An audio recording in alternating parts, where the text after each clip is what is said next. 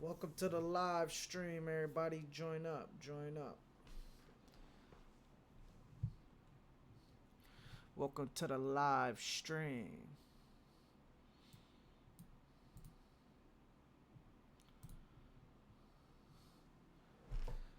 We're gonna wait about 5 minutes or something like that, and we're gonna watch this vid. We got JayDyer versus Captain Tazaryach, or whatever his name is. They're gonna be debating about God, the Holy Trinity, things like that. Hosted by my man Cooley. So, we're gonna sit back, we're gonna vibe. You know what I'm saying? I just woke up. So, it's about to be a light day. We gonna investigate some of these ideas and see if the Holy Trinity is true. See if the church fathers, what they say, are true. So that's what we here for.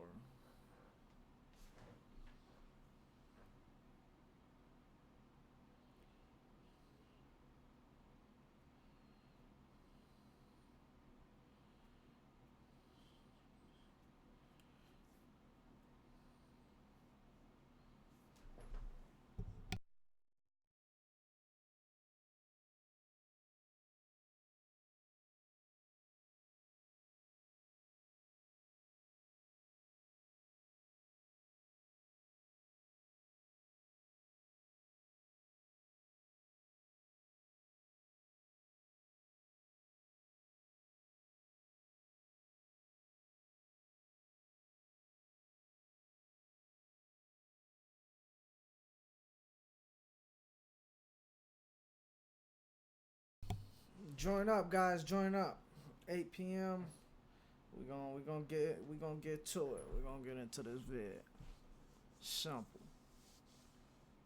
Simple, simple, simple.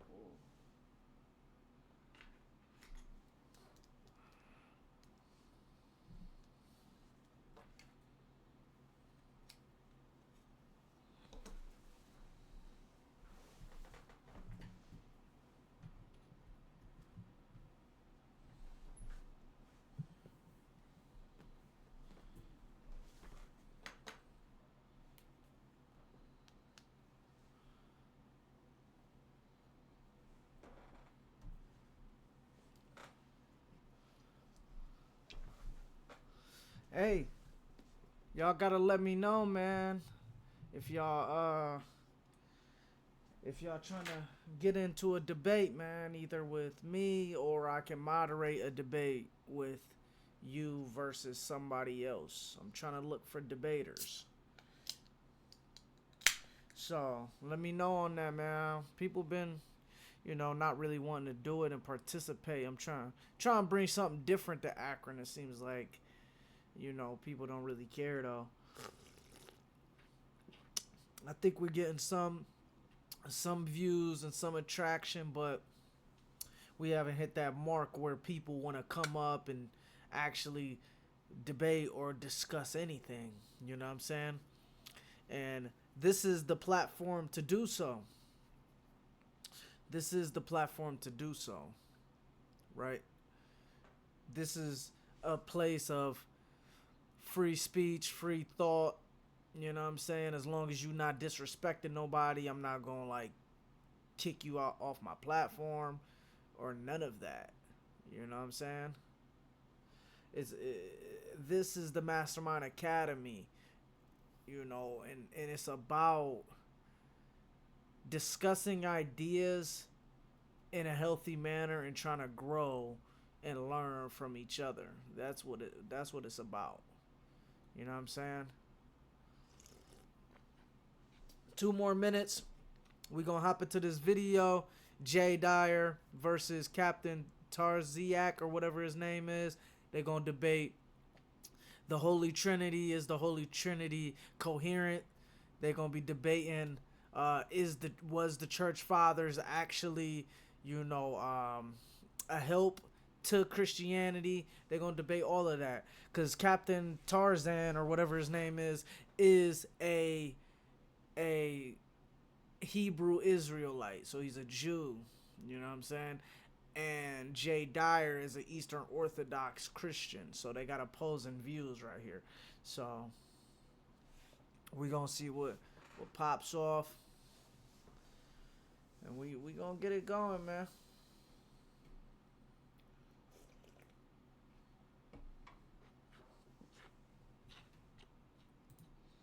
Welcome to No Fugazi Podcast. Welcome to No. Alrighty, guys, let's get into this video, man.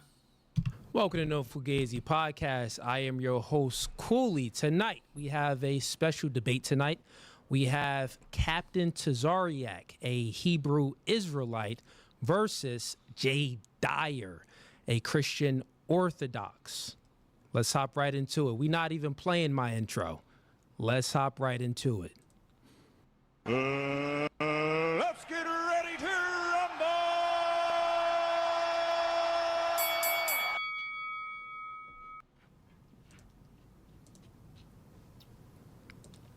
All right, fellas. Welcome to No Fugazi Podcast, both of you brothers. So backstage, we went ahead and went over the format of the debate. For the audience, let me go ahead and give that to you guys as well. So the format and the title of this debate is going to be, is Christian Orthodoxy true? JayDyer will be defending his position against Captain Tazaryach, a Hebrew Israelite.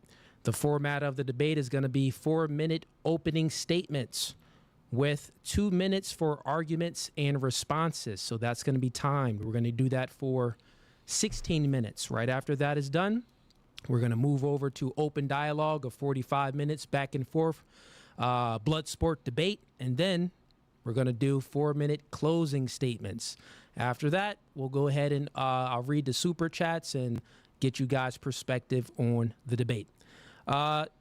So, since I do believe Jay will be taking the affirmative position, we normally allow the people that takes the affirmative position to go first, but Captain, are you okay with that? Yeah, however you wanted to go, I'm fine. Okay, Jay. Jay, that's cool with you? It is. Remind me explicitly what the proposition was, or was it phrased? Yes. Is Christian Orthodoxy true? Okay.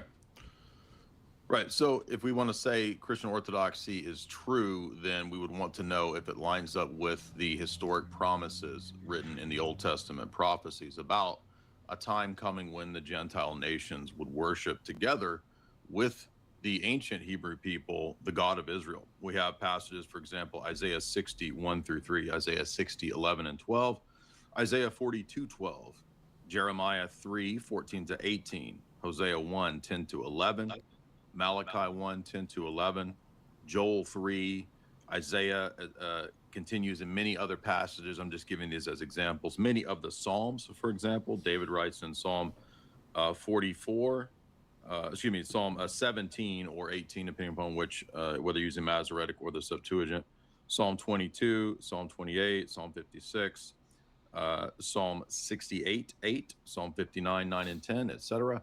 Dozens and dozens and dozens of passages in the Old Testament predict an era that when the Messiah comes, the Gentile nations will begin to come in and convert. In fact, latter Isaiah even prophesies that Gentile kings and queens will come and present gifts and offerings to the Messiah. In Daniel 2, we have a prediction that when the Messiah comes, it will be in the empire under which this final stage of the destruction of Jerusalem, if you compare that with Daniel 9, 24-27, occurs, that the Messiah will be present when the temple administration is done, and that the Messiah will set up a kingdom at his first advent that will grow and conquer all of the other kingdoms and nations. Again, that's Daniel 2, in the prophecy of the stone that's cut out without hands that destroys all of those other kingdoms. We know from the New Testament in many places, such as Matthew 1, Romans 1, those all describe the fact that Luke 1 and 2 as well, that when the Messiah came, who was Jesus Christ, he is the fulfillment of all of those Old Testament prophecies, and the idea that the Gentile nations will begin to pour into this newly founded spiritual Israel, aka what Paul calls in Galatians 16, the Israel of God, that he would set up a kingdom, Matthew 16 to 18, and in Matthew 18, that the apostles would have a rulership in this kingdom. These apostles are also spoken of in the book of Matthew as being the progenitors of a new Israel, which would open its doors to the Gentile nations.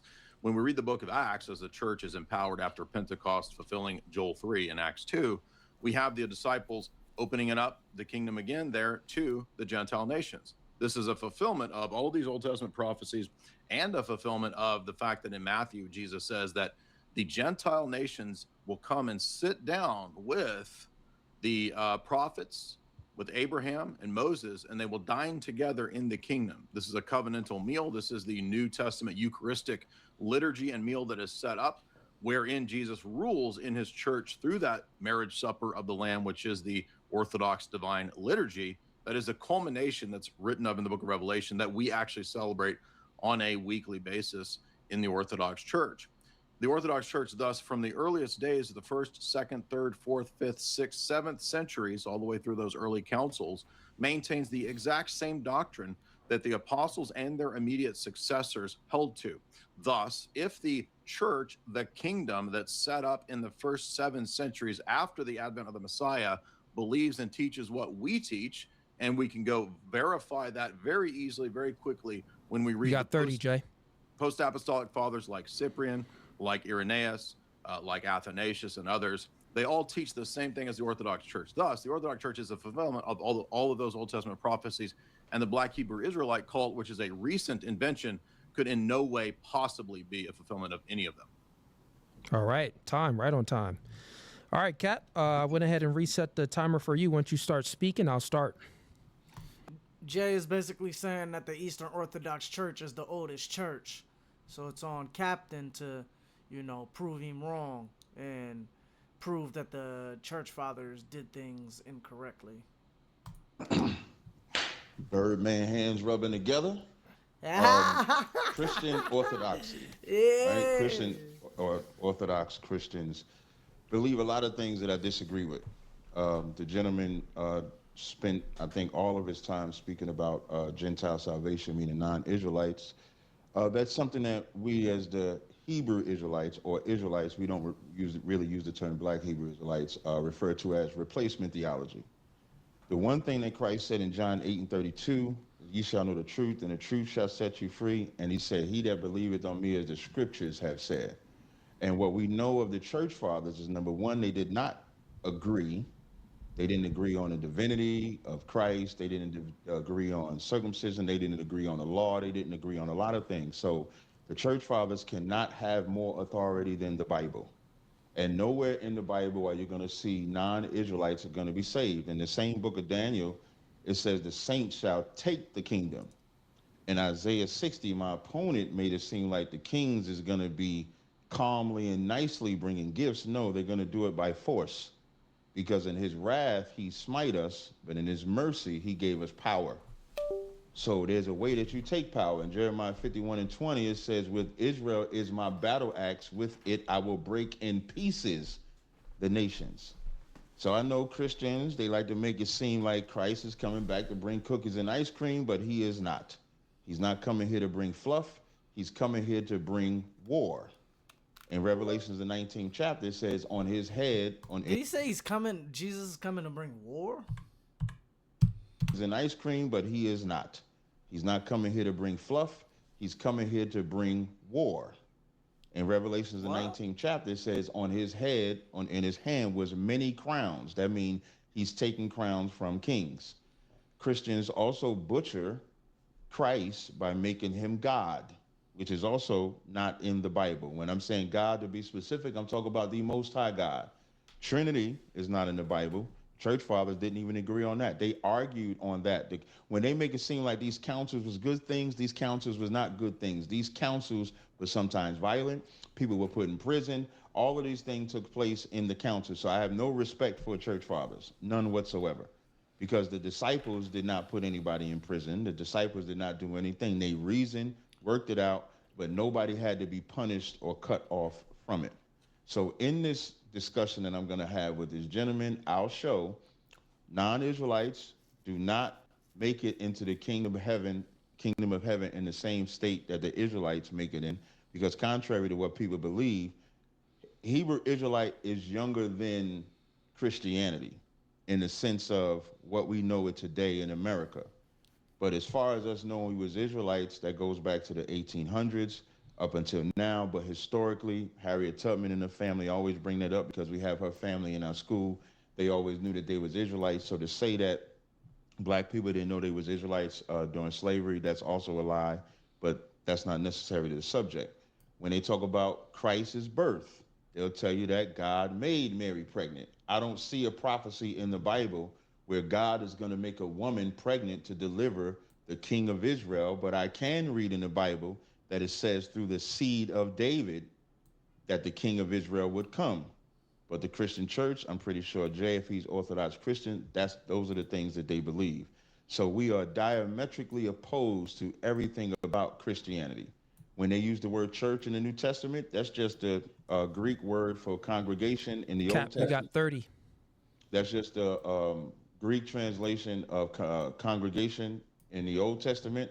So what I'm assuming I'll be presenting in this argument with my opponent is that Orthodox Christian, as well as every other Christianity, does not teach the word of God. I'll land right there. All right, just in time, both of you fellas. Okay, so let's hop right into the 2 minutes back and forth. Who wants to go first? Who wants to go ahead and present their position and then have the other person give a rebuttal? Well, I'll begin my rebuttal with because he gave his statement. Got it. So I'll start your 2 minutes once you start speaking.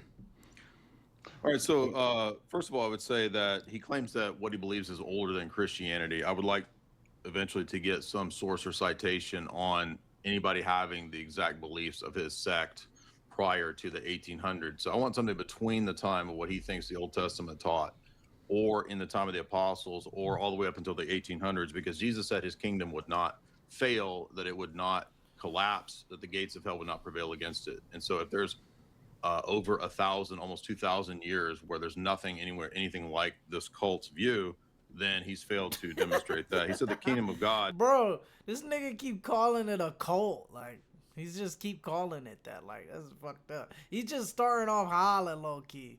I don't know if he really means that he's like, I don't know. If when somebody says something's a cult, I feel like they hollering.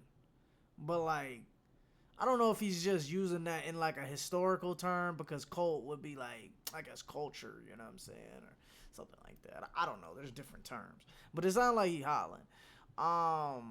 But to go back to the main argument, the argument that he's saying is that it's on Cap to present the historical evidence of the Hebrewites, black Hebrewites, right? So there has to be some historical evidence that this is true, right? Now, I'm not the historical guy. I love philosophy, but I am horrible at history. I like history. I'm a fan of it, but I don't know the dates and stuff like that. So it's on Cap to prove that what he believes in is actually historically accurate more than the Eastern Orthodox Church. Now, remind you guys, the Eastern Orthodox Church is one of the oldest churches of like all time. Well, it is, actually. Not even one of them. The Eastern Orthodox Church and the Catholic Church was both merged at one time. There was just one church. I forgot what it was called. But since the Eastern Orthodox Church and the Catholics had different views, they split off. And that was the start of different, like, the differences between those two churches, and then the rest of the churches manifested. And now you see there's over like 43 different thousand denominations of Christianity and all this other shit. But if we go back to the mother roots of church, Eastern Orthodox is the oldest. Now, somebody fact check me in the comments below, but I'm pretty sure that's historically accurate. Comes as he says, Jesus comes taking crowns, and it's warfare. But then he said, the ecumenical councils were, quote, violent. Well, you just said violence isn't bad, and then you tried to say that if an ecumenical council has people slapping or fighting, that's bad, that's violent, that's a contradiction. You said the New Testament doesn't have people being cut off, doesn't have people dying. When Peter walks up to Ananias and Sapphira, he pronounces that they died because of their heresy, and they died. The kingdom of God, according to Christ, is within. It does not come with open signs and open destruction and power, in the sense of his disciples primarily being zealots that would fight. This is Jesus rebuking the zealots that he had as followers. And he said that Jesus isn't God, even though John 1 says that the Word, in the beginning was the Word was with God, the Word was God. And Hebrews 1 links that to the creation of the world. The Son, 30 seconds. The Son in Hebrews 1 is said to be the creator of all things that have a beginning and have existence. Well, if Jesus is created, then he would not be classed as the thing that creates all things. And so Hebrews 1 is a very easy way, John 1 is a very easy way to see that everything he said was total nonsense. All right, time. Cap, I'll start whenever you start speaking. Yeah, listening is an art, and my opponent doesn't listen. When I said the disciples did not put anybody in prison, I'm talking about amongst themselves. I'm not talking about their enemies. But in those councils, that they did have wars with each other because they did not agree. Listening is an art. When he asks if anybody followed my cult, cult is short for culture. And the culture of the Bible is exactly where we get it from. When we say that it's only for Israel, because Christ said, I'm not sent but unto the lost sheep of the house of Israel. When we say it's only for Israel, Christ sent his disciples to the lost sheep of the house of Israel. So unless my opponent can show that the disciples gathered all of the lost sheep of the house of Israel, they're about the same cult that I am in. The church fathers lie and say that they went to somebody else. Christ gave direct orders. Paul said, so all Israel shall be saved as it is written. He didn't say all nations shall be saved as it is written. And my opponent will not show a verse that says all nations will be saved as it is written. He cannot show that. In John 1:1, anybody can read the Greek text and know that the last part of that, when it says in the beginning was the Word and the Word was with God and the Word was God, in the Greek, it would say, and God was the Word, emphasizing power, because a man can be God and not God in the sense of the Most High, because we can read where God called Moses a God.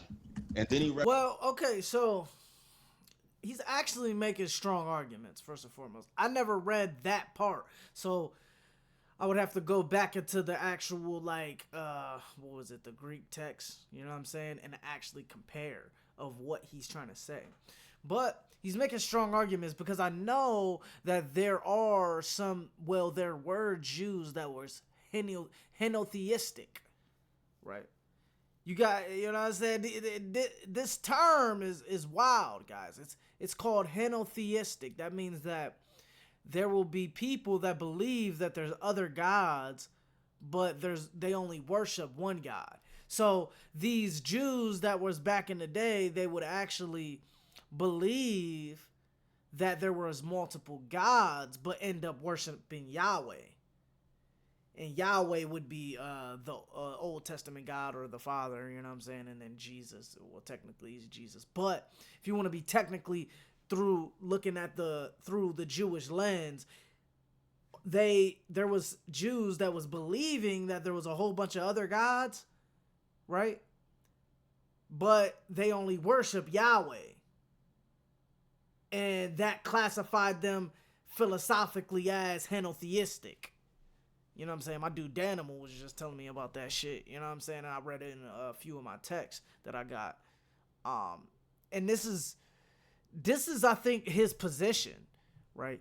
I've seen a few of his videos, but I don't know too much about my guy right here. But that will be his position if that's what he's saying. If he's saying like there are other gods, or there are many gods, and he's just worshiping one God, then he would be henotheistic. Which, from Jay's perspective and the Eastern Orthodox perspective, it would be heresy, right? It would be rejected by the church fathers and stuff like that. So that's where already they're gonna disagree with each other at, you know what I'm saying? Because Jay's just gonna say that there's only one God, but he's trying to say that there's multiple gods, but there's one God to be worshipped. You know what I'm saying? Which is a stronger position than a pantheistic, which they believe everything is divine. When you're saying everything is divine, it's like, whoa, that's a huge claim that everything is divine. But when you make a claim that like there are just certain things that are divine, or like certain beings that are divine, but then you only worship one God, it's more likely to be correct. You know what I'm saying? It's more likely because it's like it doesn't give a whole general overview of, you know what I'm saying, putting everything in the box as divine. Because if everything is divine, then that rock is divine, that fucking tree is divine, you know what I'm saying? Like, you know what I'm saying? And I mean, it's just a strong claim, and I'm not saying that it's not true, but you know, those is just stronger claims making, you know. So Reference Hebrews 1, which I wouldn't have done. Because 30 seconds, Cap. In Hebrews 1, it says, in the past, he spoke to us by the prophets, but in this time, God spoke to us by the Son. So if God says he spoke to us by the Son, my opponent can't say the Son is God because God ain't talking to himself. I land right there. All right. Right on time. Jay, whenever you start, I'll start. Yeah, so again, like, this is funny because he doesn't seem to be aware that Ananias and Sapphira were disciples. They were in the church, and they were pronounced to be of a wicked disposition, and then thus they were considered to be worthy by divine, and thus by Petrine decree in that case to be worthy of death. So he has no idea what Acts actually teaches or says. Second, I asked specifically if he has any evidence of anybody believing his position from the time of Christ up until the 1800s. He didn't give anything. oh man, that nigga tricked me. Damn, come on, Cap. Because he asked the specific questions like, hey, give some historical evidence in terms of like your religion. That was one of the main questions Jay asked. And I'm just sitting here like just going on the debate, but I just realized like this nigga ain't giving not one historical like church father, or well, he rejects the church father. He can't give no justification. Well, I mean, none. Like, He didn't listen to what I said either, because I said specifically that in Matthew 21:43, Jesus says to the Pharisees, the kingdom of God will be taken to you and given to a nation producing the fruits thereof. What is this nation of the New Testament? Well, Peter says in 1 Peter 2 that you, in the Catholic epistles to the Gentile converts who had converted in the book of Acts, chapter 10 and on, that they would be called a royal priesthood and a holy nation. The church in Galatians 6:16 is the new Israel. We are told, in fact, in the Psalms that, in the Old Testament prophets we're told that the knowledge of the Lord would cover the earth as the sea covers the water. So that's a universal scope. In Romans 15 and 16, Paul quotes these same prophets to describe the church at Rome, which was Gentile and Jewish converts together, as the new Israel and the fulfillment of these Old Testament prophecies that I listed in my opening statement. So again, Romans 15 and 16 teaches this. 30. In Hebrews 1, guys, I gotta stop this real quick. My books just came. My sister just written 2 books. Guys, 2 books just dropped on Amazon. Please go check these out. ASAP.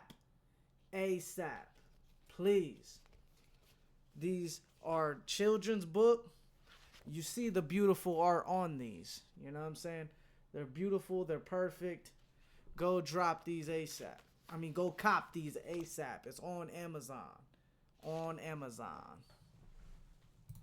a play on John 1 in the sense of the creation of the world. Hebrews 1 says that to the Son, the Father as God says, you create, sit thou at my right hand. God, your throne is forever. So God is a generic reference, and Black Hebrew Israelites don't understand grammar, so they don't understand that words can refer to different things. In the scriptures, the word God picks out deities, it picks out person, it picks out nature, it picks out energy, and it can even pick out humans and demons. All right, Cap, you go. He went 5 seconds over, so I'll give you a little bit of time left over too. Go ahead, Cap. No problem. I answered his questions directly. When he asked about my cult, I showed Paul was in my cult. He didn't respond. Paul said, so all Israel shall be saved. And then I challenged him to say, where does it say all nations will be saved? And he did not. James is in my cult. James' letter, James, a servant of God and of the Lord Jesus Christ, to the 12 tribes which are scattered abroad. That's my cult. Because anybody reading the letter of James that are not the 12 tribes, that letter is not for you. First Peter's 1 and 2, because he brought up Peter. First Peter's 1 and 1 rather says addresses the letter, who he's talking to, and then it says, because it says to the strangers scattered through Pontus, Galatia, Cappadocia, Asia, Bithynia, elect according to the foreknowledge of God, the Father, and the sanctification of the Spirit unto the obedience of the sprinkling of the blood of Jesus Christ. The strangers that are in those lands are the elect. The elect are the children of Israel because God never elected another nation. Paul says this in Romans the 9th chapter. In Romans the 9th chapter, Paul says, if you're not from the seed of Abraham, Isaac, and Jacob, you are not a son of God. So when he asked me to show people during Christ's time up until now, I've shown it. What he's talking about is when the church fathers come later and then pollute it. They have polluted it up until this day. So I don't know too much about the history, guys, but he's using Paul for example. I know he's stating facts that Paul was a Jew, but he at that time, I think he was a Pharisee, which he used to kill Christians, right? So him using Paul for example, when Paul was a person that was trying to justify Christianity 20 years after, Christ died and stuff like that, I don't understand what he's trying to get at. I don't get it. I don't. Because 30 he left. can't show in the Bible, which is what I said, a direct verse that says all nations shall be saved. Like I can show a direct verse. Isaiah 45 and 17 says, Israel shall be saved in the Lord with an everlasting salvation. You shall not be ashamed nor confounded world. He can't show that by nation in the Bible. I challenge him. I land. All right. Go ahead, Jay. Yeah, this is simple. In Genesis 12, 15, 17, and 22, Abraham is given a promise that in his seed, all the nations, all the tribes of the earth would be blessed. Again, the knowledge of the Lord would be as vast as the sand on the seashore.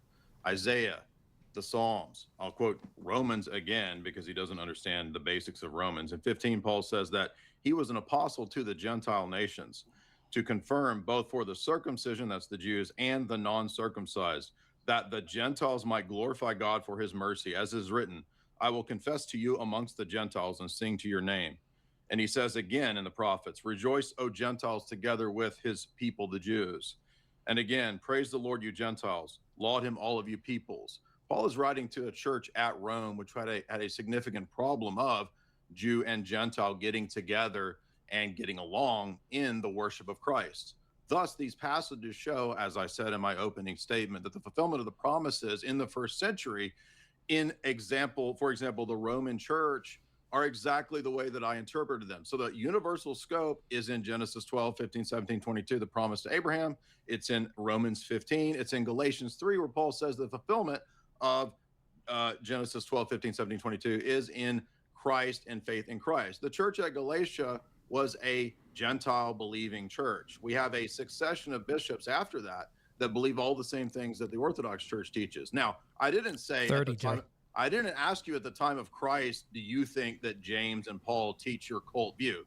I said, name somebody between the post-apostolic period, the time of Christ, the time of the Messiah, all the way up to the 18. And he didn't answer these questions, guys. Remember, he didn't answer these questions. 1800s that teaches your cult view.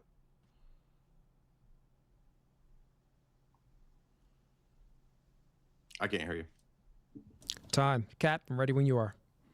No problem. Again, I want everybody to pay attention. My challenges are not being answered as I answer his challenges. So I'll further answer his challenge.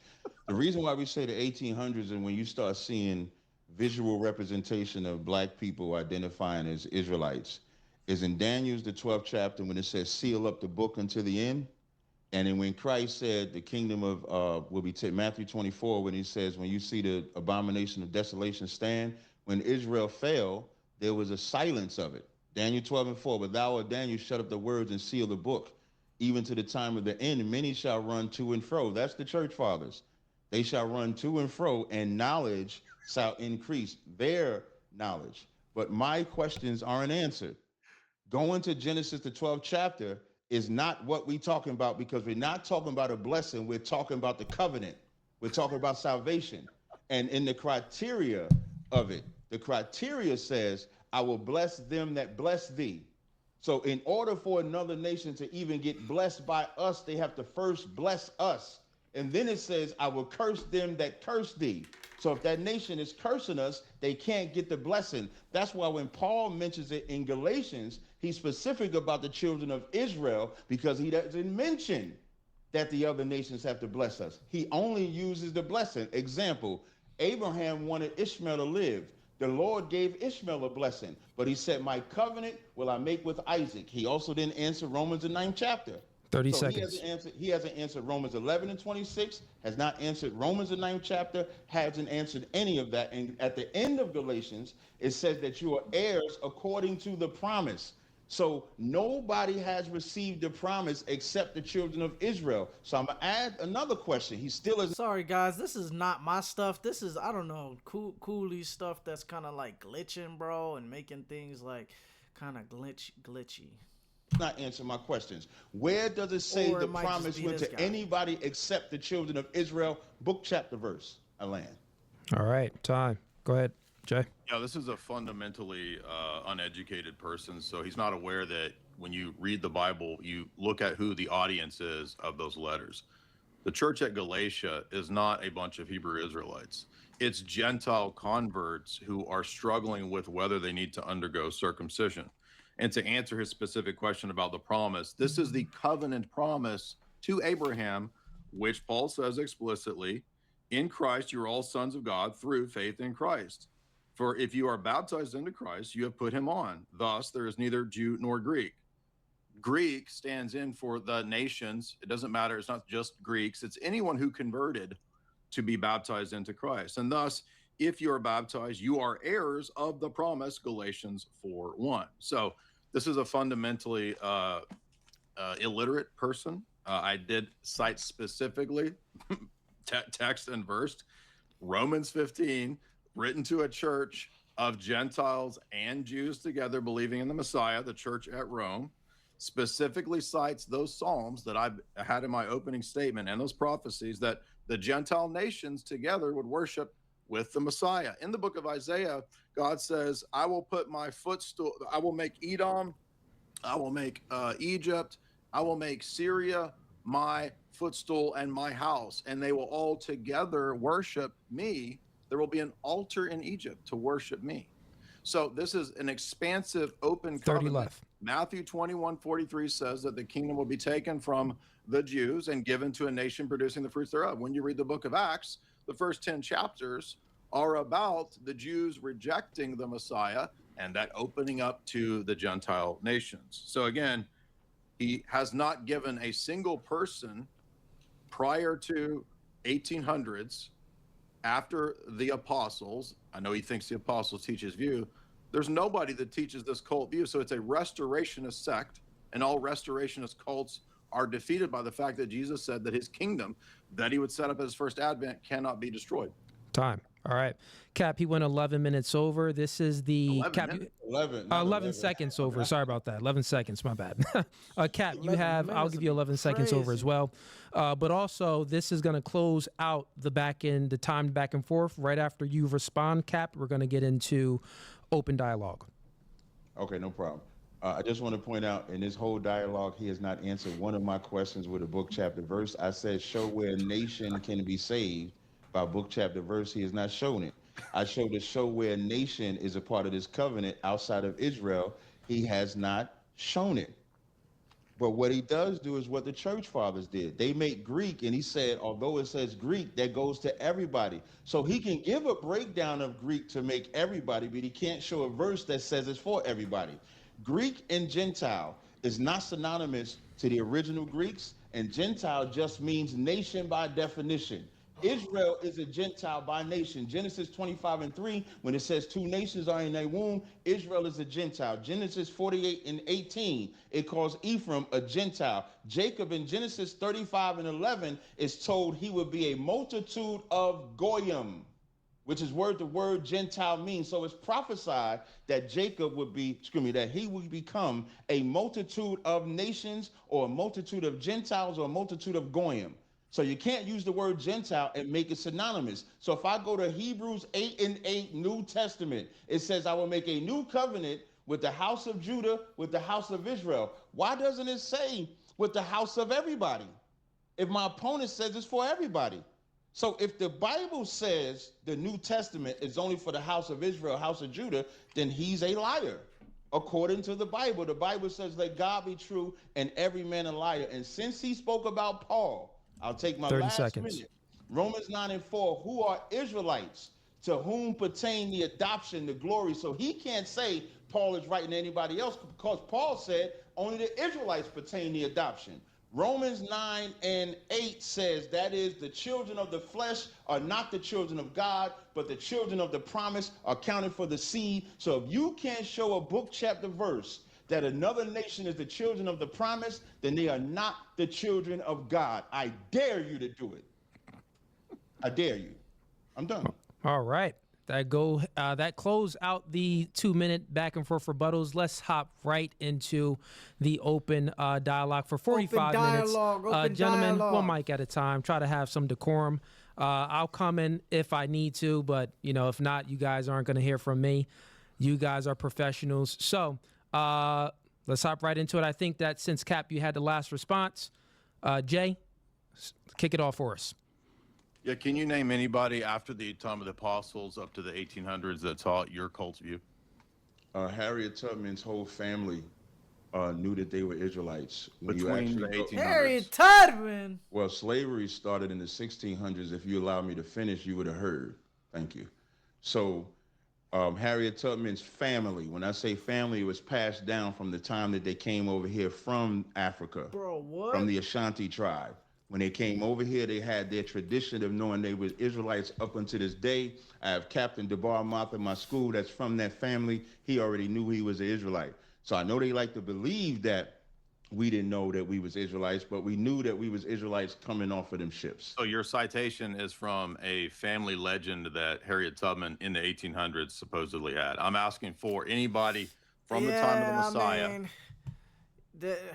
I don't know, because I don't know the dates, guys. I'm horrible at history. But I know for a fact Christianity and, the Israelites was here long before the fucking 1800s, bro. But what Cap is saying is that through oral tradition, Harriet Tubman's family, was receiving these, I guess, oral traditions, right? And then finally in the 1800s, that's probably when they documented it. Well, I don't even know. Did they document it even at the time of Harriet Tubman? When was Harriet Tubman even, around? I thought, because slavery ended in 1860s. What the hell? What was she there in the 1830s, nigga? No, fuck that. I'm looking that up. When was Harriet? I don't even know how to spell Harriet Tubman. Harriet Tubman born. Oh, she was born in 1822. But that's what this nigga JayDyer is saying though. He's saying you gotta have some more evidence than in the 1800s. But what Cap is saying is that oral traditions was passed down from Harriet Tubman's family all the way up to the time Harriet Tubman was present. But my question is, I guess my question is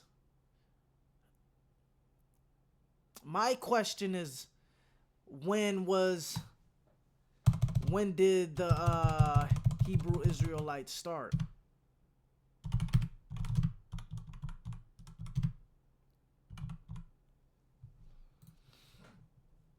Late 19th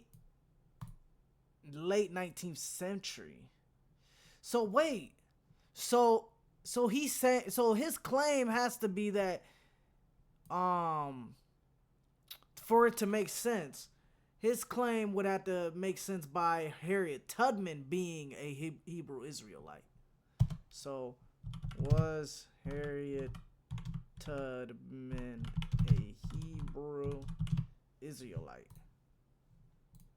There is no historical evidence. This is just AI, guys, so fact check this. There is no historical evidence that Harriet Tubman identified as a Hebrew Israelite, a movement that gained prominence much after. She was a devout Christian whose faith was influenced by African Methodist Pentecostal or whatever traditions and African spiritual beliefs. Man, this nigga lying. This nigga is capping, bro. Bro, why is this nigga capping, bro? Like, I feel like, well, he basically he didn't say. I'm gonna give him a benefit of the doubt. He didn't say that Harriet Tubman technically was a Hebrew Israelite, but he said her family was, like, and it's like, is there evidence that her family Hebrew Israelites?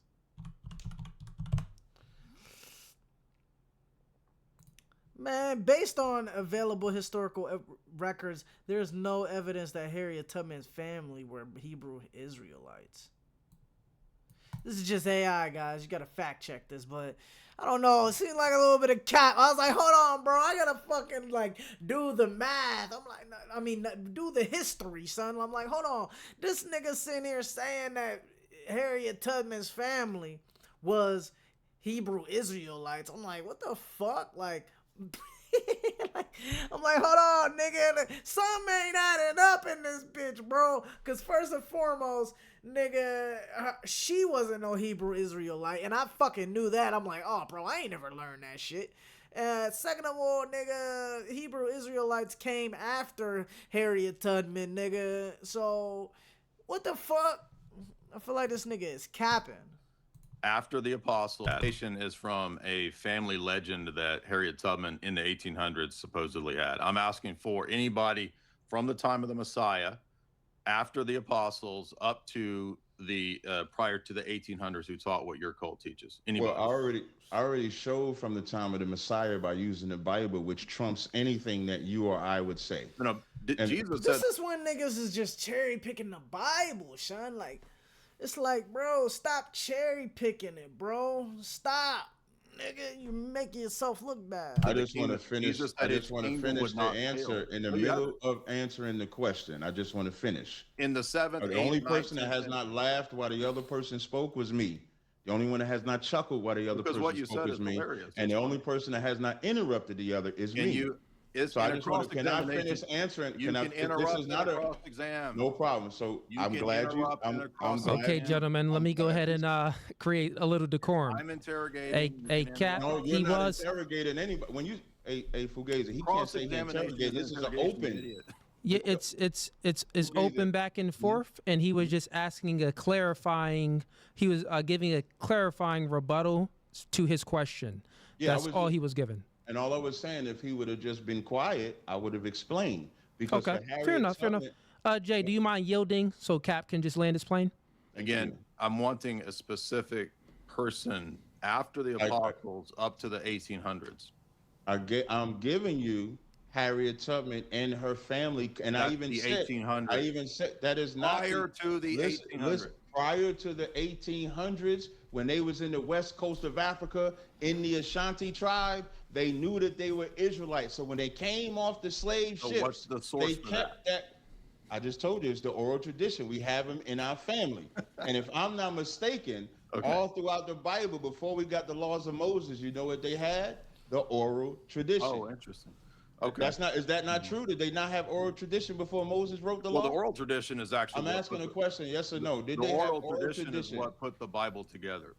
Did they have oral tradition before Moses wrote the law Of down? course, Yes or yeah, no? but there's Okay, actual. then. So There's we actual, can't negate. And there's what happens a actual lot of times is academic black people historical can't sources. have oral tradition that matters, but we There do. are actual historical academic sources that point to the oral tradition back. You can go at into the those times. colleges. You have no academic You can or go into scholarly the source. colleges in Can you Louisiana. cite an academic or scholarly Yeah, source you can for, go to for the your college. tradition? Well, I don't need Hey, to fellas, cite- for the audience purpose, isn't one. can you just can you allow one another to land their plane? So, Jay, just finish the last statement and then Cap respond to that. And then Right. So I get again, to we've ask- not wait, heard before- any if I could, actual. if He I asked could, me to finish truly, the if I statement. could. Yeah, Cap, but let him, Cap, wanna let him ask just. you a question. No, I wanted to ask you a question before he spoke. I wasn't trying to interrupt him. Sure. All I'm asking is because this is not him just grilling me. So after he asked the question and I back and forth. answered, I want to know, I want to make sure I'm not rude when I switch the question and ask him a question. Like, how long do we stay on That's his fine. Fair question, Cap. Basically, if you guys can answer one another questions, I'm keeping track of this the best that I can. He's Right. asking questions, a specific question, so he's just looking for an answer. This is why he I keeps get that restating. part. Yeah. No, coolly, I get that part. He's not satisfied with my answer. I get that part. What I'm just simply asking is, and this goes for both It's of not us. an answer. How long do we stay on either one of our questions before he gets to then ask me and I vice versa? Like, I Yeah, don't so wanna once spend again, 30 Cap, minutes on this one subject. I stopped the clock right here because we're having just the meta conversation about the Right. debate. So once again, it's just open dialogue, Cap. I'm letting you saying I guys can go. sit at This any is point?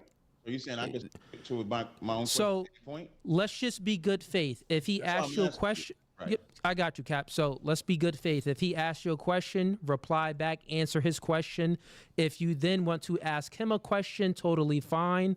But we have to allow one another room to reply back to questions Correct. and I to give agree. rebuttals and everything else. So No, I let's do go agree back with to Jay. Jay, go ahead and restate your position, and then Cap, you get to respond. Right. So referring to an oral tradition allegedly that Harriet Tubman said, which again, I'd like some source, some academic scholarly citation as to the pedigree of this, is not an answer to somebody between the time frame of the post-apostolic period to the 1800s. So he can't do that because his cult didn't exist. It's a new made-up restorationist cult. I mean, that's fine to say that it's made. Well, in terms of like historical evidence, bro, there is lack of historical evidence, bro. Like, you know what I'm saying? So we got to take in consideration of that. Now, that's different than philosophy. Because it doesn't matter when we're talking about philosophy, guys. It doesn't matter when a philosophy was created, right? If it's the truth, then, you know, we got to recognize that as the truth, right? And I should even change the way I even say that. If a philosophy is discovered, right? Because remind you guys, if something's true, it tends to be discovered, not created. So we can create some truths, but not all truths, right? Because humans are limited. So that's a very important distinction. So to Cap's point, it's like Cap is going hard in terms of saying this is historically true. It's less likely for that to be true. It's more likely that Eastern Orthodox is true. We got, you know, historical documents. We got the Nicene Creed in which all the church fathers came together, you know.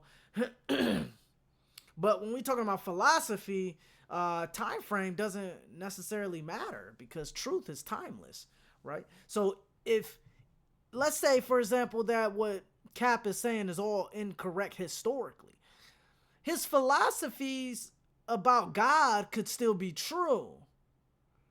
You know what I'm saying?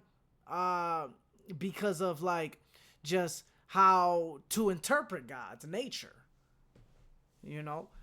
But in terms of his historical, Cap is definitely Cap. Nigga. And nigga Cap is capping, boy. Cap is capping. And I don't have to prove. Debate's over then. I don't have to prove that. Well, the debate title is about Orthodox Christianity, not about what Black Israelites said they But were Israelites the in argument the is that 1800s. in those So I just want to be able to finish again. They were Orthodox in those centuries. So but that's Go not ahead, Jay. Let him just land his plane. Is not. Thank you. I'm glad somebody being unbiased. So that's not the debate title. The debate title is Orthodox Christianity True. That's the actual debate title. So when you actually look up, if you want to go scholar, anybody can look up Frank Cherry, William Saunders. You can look these people up, and they all carried that tradition. So now I just named 2 other people. So that's 3 different people: Harriet Tubman, Frank Cherry, William Saunders. All from the 1800s. All had the tradition. So nobody prior to the 1800s. And the key thing about him saying 1800s, because that's... Remind you guys, Christianity was here long before the 1800s. That's why Jay is kind of cooking him on this. You know what I'm saying? He's saying, but Cap, just to steel man Cap. Cap isn't saying that, Christianity or, the Bible or, Israelites isn't based off of the 1800s. He's saying that there were oral traditions passed down from the time of Christianity all the way to the 1800s. That's what Cap is saying, right? Which I will break this down really just logically. Like, if something is passed down for 2,000 years through oral tradition, it's more likely that niggas is gonna twist the story. Like, of course, like that's just common sense. Like, but in terms of Christianity and what Jay is saying is that they Jesus Christ established this church, right? They got all of the historical evidence of this is the first church in terms of the Eastern Orthodox tradition.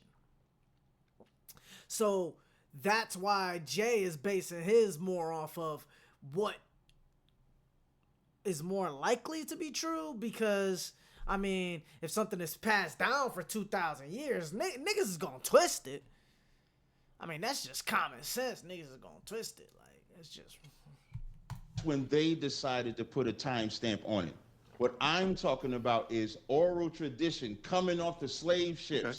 Even to this day, you'll see people from the Yoruba tribe, the Igbo tribe, the Ashanti tribe that would tell you that that the people taken on them slave ships were Israelites. I can't help it if academia doesn't respect it. So that's why I yield. There's no historians. That's why I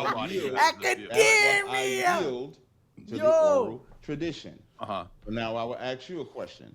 Do you have a book, chapter, verse? If I read Romans, the 9th chapter, and Romans, the 9th chapter says, this is Romans 9:4, who are Israelites to whom pertain the adoption, the glory, the covenants, the giving of the law, the services of God, and the promises.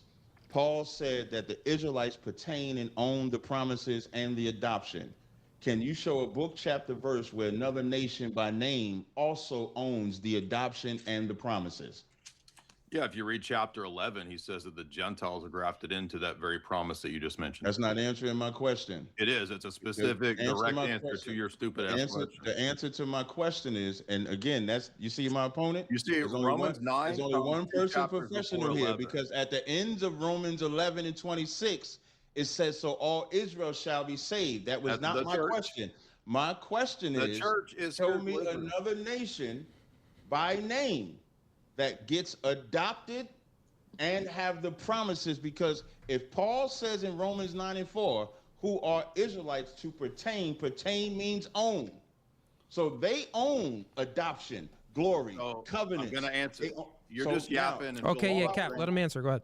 Yeah. Let's give a book in Romans 11. They got him. Stop yapping and let me answer your dumbass question. In Romans 11, he says, so he won't shut up. So this guy's. I know you're not talking about somebody shutting up. I know you're not talking. All All the right, Cap. talking I think it's fair now. Cap, I think it's fair. Y'all both had it. He doesn't Cap. understand debates. You can. And I expect you to stop You it can from him interrupt going forward people as in fast. interrogations, dude. That's right, but you crying about it. I'm not Cap. crying. Come on. You're too Let's dumb yield to the hear floor. it. You You asked don't him a understand question, grammar. Cap. Let him answer. Go ahead. Romans 11, Paul says, I do not desire that you would be ignorant of this mystery, lest you be wise in your own opinion. That blindness has happened to Israel until the fullness of the Gentiles comes in. What verse you reading? Romans 11, 25. Until the fullness of the Gentiles comes in. You said Romans 11 and 25 you're reading, right? So now, the word Gentile, because I want everybody to know he did not answer my question. I told him to show me Gentile. Do we agree Gentiles means nation? Yes or no? It's a general term that can refer to a specific proper nation, or it can refer to all nations. I know that grammar is hard for you. I know grammar is hard for you. Can it refer to Israelites as well? It can be proper or it can be general. Can it refer to Israelites as well?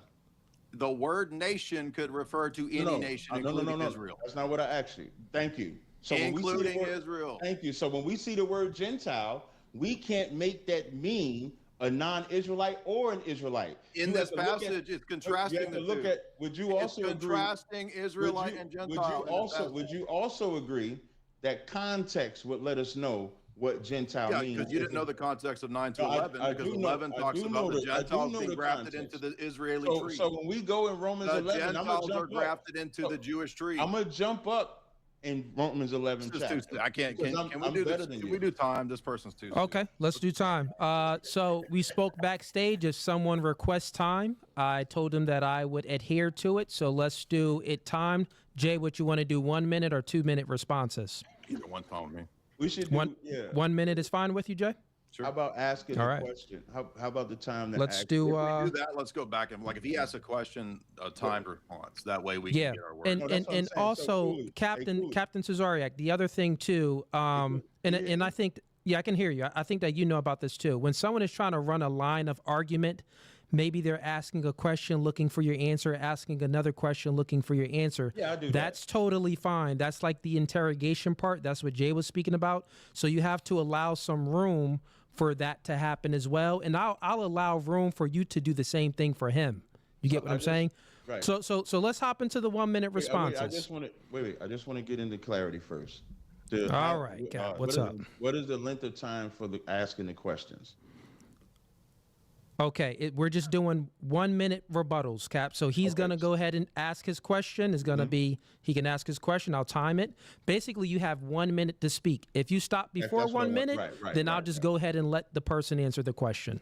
Gotcha. And then if there's a line of questions or follow-up question, he's entitled to do that with me. Yes. And I'm entitled to do How that about with him. this? Because I think that both of you do want to interrogate one another after we get through a form of the 1 minute responses, see if we can create some decorum and get some understanding. Then let's allow one another to interrogate the person. So, Jay, the floor is yours. You got a minute. He's not going to Hey, Cooley, in fairness, it was my question that he cried about, not his question to me. I want to answer the question. I asked him about. I want to read I'm talking to Cooley. I'm not even talking to you. Okay, JJ. I mean, Cap, real quick, Cap. Listen, dog. I'm yielding the floor to Jay. Jay requested the 1 minute timer, so I'm just yielding it to him. He should be Jay, answering my question. so curly right there. Hey, Cap. Let's just do 1 minute, Cap. Come on. No, but hold on, Cooley. Cap, you keep on saying hold on. We agreed to 1 minute, Cap. Wait. I don't have a problem with the 1 minute, but you're making it like he gets to ask me a question. No, I want to answer asking him a question. He said he wants to answer your question. That's what he wanted to do. So I'm just. Can I just quickly repeat the question and then he answers it? I'll be 10 seconds. It'll be go 10 ahead, seconds. Cap. Sure, go ahead, Cap. Go ahead. That's fair. Appreciate it. So now, in Romans 9 and 4, it says Israel pertains the adoption, the covenant, and the promises. Can you show another nation by name that has the adoption, the covenant, and the promises? That's the question. All right, Jay, you got 1 minute. Go ahead. Right. So I'm going to go to Romans 11. I'm going to explain the context to him and read the passages where Paul specifically answers his question. I speak to you Gentiles. He's speaking to the church at Rome. Now, this idiot thinks that the word Gentiles there means Israel because the word nation or Gentile can also refer to Israel because it just means nation. Paul is saying that he is an apostle to the Gentiles to help them get along with the Jews in the Church of Rome who are now believing in the Messiah. I speak to you Gentiles, since I am an apostle to the Gentiles. Imagine how stupid this would be for Paul to say that I'm an apostle to the Jews and I speak to you Jews, or just Gentiles. So he doesn't understand that grammar is determined by the context. Here it's contrasted to the Jews, who are the native olive branch and the native tree, upon which the Gentiles are unnative and being grafted into. So his answer, the answer to Romans 9 about chapter 4, is that the adoption and the covenant and the promises are to all, whether slave, free, male, female, Jew, or Greek. All right, Notice that's when time. I said Greek, Thank you. So I he get said to Greek respond. doesn't All right, Romans count. the Give him 11th chapter. let's let him land his plane. We'll give him a little time over. Go ahead, Jay. That's it. Okay, go ahead, Cap. Yeah, only because you said time is why I spoke. I'm sorry. If you would, like when you gave him the extra time before, I didn't speak.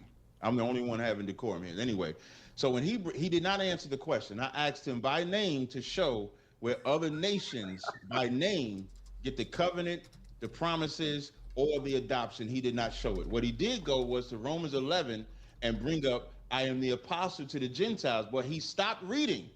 When it says, for I speak to you Gentiles, as much as I'm an apostle to the Gentiles, I magnify mine office. If by any means I may provoke to emulation them which are my flesh. His flesh is Israelites. And the Israelites in Rome were called Greek. They were Hellenized. Even when you look up the word Greek, it'll be a Hellenist, a Jew who made Greek their tongue. That's why you see Greek. That's why you see Gentile. So I got a follow-up question. In Romans 9 and 24, it says, even us whom he have called, not of the Jews only, but also of the Gentiles, as he also saith in OC, I will call them my people, which were not my people, and her beloved, which was not my beloved. Who is that written to? Time. To the Who is church that at written to? Jew and Gentile. To the church So at in Rome, both Romans Jew and 9 Gentile. That refutes you, you idiot. So the Gentiles in Romans 9 and 24 would be non-Israelites to you? Again, do you not understand grammar? The word Gentile means nation. I'm just asking and it can the refer- the question. word Would it be- Gentile can refer to a proper noun or a general noun. But in You that understand the verse, is Do you those understand the difference Gentiles between non? proper and general? I'm just trying to get it. Can I He get a doesn't yes or no? understand grammar. In that verse, are Gentiles non-Israelites to you? Yes or no? Yes, the word Gentile Thank you. can mean In verse it's 25, nation. gotcha. I understand it. So in verse 25, when it says, I will call them my people, excuse me, as it also say in OC, I will call them my people, which were not my people, and a beloved, which was not my beloved. It is your position that the non-Israelites, who at one time would not be called God's people, would now be called God's people. That's your That's what the position, verse right? says. Correct. Okay, got it. Real quick, gentlemen, real quick. Cap, since you are running your line of argument, perfect. Yeah, Let's he go get ahead to and do you the can same do thing. your interrogation first. We'll do 10 minutes of your I interrogation. don't need 10 minutes because I only got Okay. like 2 more questions. I Okay, ain't gotta fine. put it- After this, though, Jay Yeah, is he going to gets run do the his same thing. interrogation. Yeah, definitely. Okay, So, got it. Go ahead. in Romans 9 and 25, who is OC? Because it Hosea says, the as it also prophet. saith in OC. Is who? Oh, I'm sorry. What says it's Hosea. Okay, prophet so Hosea. and who is Hosea talking about when he makes that statement? I will call them my people, It's- which were not my people. I actually referenced this in my opening statement that it's a prophecy of the Gentile church coming into the worship of the King, the worship of the God of Israel. So this is the problem I have with Orthodox Christianity. They lie on the Bible because Hosea did not say this is a prophecy for non-Israelites. What Hosea actually said Who would not my in people be? verse 10, and Hosea 1 and 10 says, well, first of all, when you read Hosea, the first chapter, You verse can't 9 read, says, Bob. then said God, call his name Lo am I, for ye are not my people, and I will not be your God. God is cutting off the children of Israel. He ain't Correct. got to cut off non-Israelites. Don't say correct. Don't say correct now, because if that means from the time that he's writing this, God, dude. Israelites are not his people.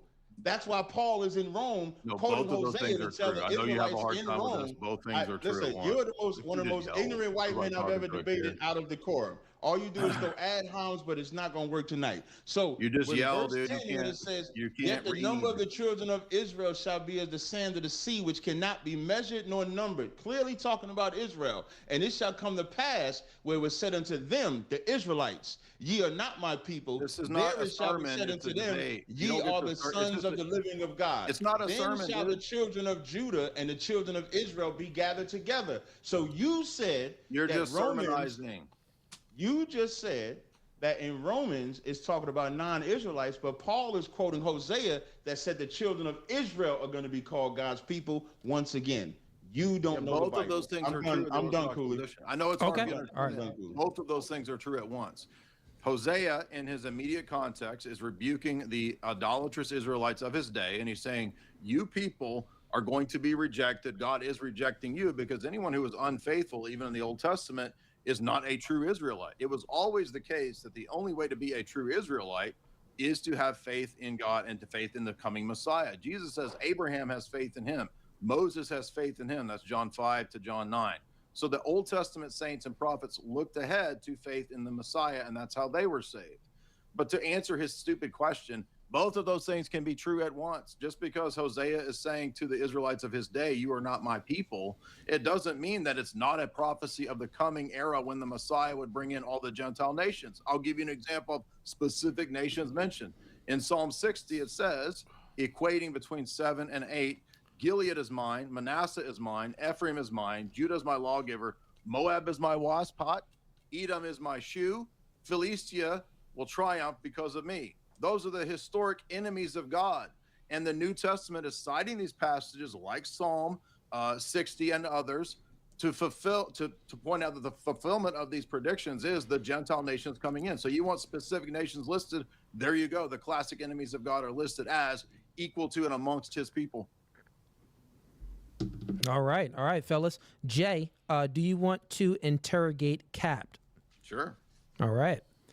Let's hop right into it. I know you guys had some core disagreements on certain things. I think we had Gentiles, Jesus is God, virgin birth. The virgin birth, that Jesus is God, the Most High God. Right. So, Jay, I'll go ahead and let you do your thing. Before Jay, Cap. None of the Cap. I know, Cap. Real quick, Cap. You got to learn how to yield. I'll be trying to help people. Jay, go ahead. Floor is yours. Yeah, so you referred a lot of times to the scriptures and to the New Testament, to these passages, but in the study of the text, the history of the text and canonical studies, in a lot of cases, we don't know who wrote these texts. For example, we don't know that Matthew, the apostle, is the author of the Gospel of Matthew. And so one of the things that is central to knowing the authenticity of these texts is in fact their pedigree and their use amongst the church fathers. Now, you said a bunch of things early on that the church fathers all disagree. They don't all believe in the deity of Christ. They disagree on circumcision. There are no church fathers that disagree on the deity of Christ or the topic of circumcision because it was solved in the book of Acts in chapter 15 at the Jerusalem Council. So number one, I want to know, can you cite me some of the church fathers who disagree, this assertion that you made? And then how do you know that the New Testament canon that you have is the right canon of Scripture? Yeah, I'm trying to find the disagreements that they had was on what I actually said was the divinity of Christ. You said and circumcision. You said both. I did say circumcision too, but you asked about the differences of Jesus being God. That was your actual question. You did mention circumcision. I asked you about both but of you them ended now. Okay, so whichever order I choose to go, I can go. Jesus Christ. Name some church fathers that disagree. You made the assertion. Who disagreed? So when I say they disagreed on the divinity. Some believe Christ was created. Who? Some believe. Show some disagreements. Where's the source? Or if listening is an art, all you got to do is just let me respond. You don't have a source, do you?